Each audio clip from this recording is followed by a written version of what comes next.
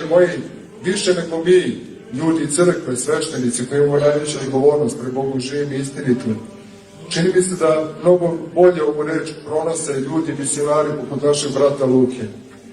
I on je, kao mnogi ovde od prisutne braće koji mene grešnog jeste, ljubitelj Svete Gore Atonske. Na svaki put kada pominjemo Svetu Goru Atonsku, osjećamo potrebu da poneko iskustvo podelimo sa vama.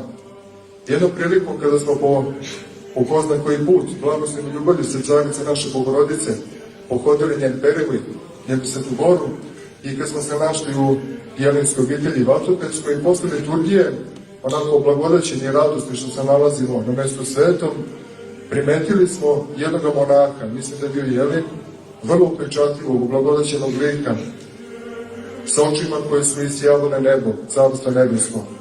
I po svemu se nije razlikovao tim svojim vedrim i blagodaćenim likom od ostalih svetogoraca, ali nešto je njemu bilo vrlo karakteristično, vrlo upečatljivo.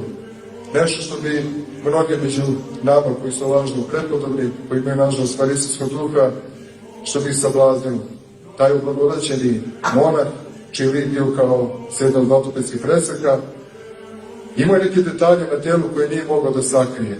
Cijel njegov vrat, koji je izbio malo ispod Manaka Milovke, kao i njegove šake, bile su tetovažama. Mene lično, koji sam i sam bio dete Apokalipse, koji sam prošao i punk i raznorazne podkulture i stadion, mene to oduševilo, fasciniralo.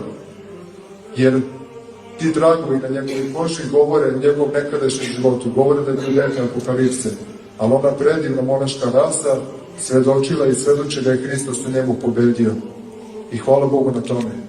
I mislim da takve ličnosti, poput tog, meni po imenu neznanog prepodobnog monaha, jesu misionari mnogo ubedljiviji od nas, da kažem, površnih i plitkih sveštenika.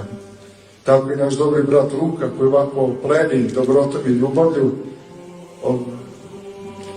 proštite, da sad mora se suzdržati male emocije, koji pleni ljubavlju i dobrotom, i mi se već nazivamo kumovima, rekao da će mi zameriti ako to ne kažem.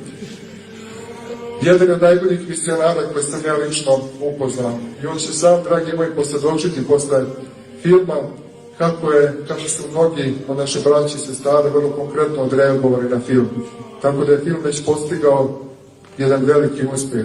Uspeh koji se ogleda u tome da su već mnoga srca preobražena i da su, poput onoga monaha sa Svete Gore od Ubeđenina, mnoga deca Apokalipse postala deca Carstva nebeskog. Bogu naša slava.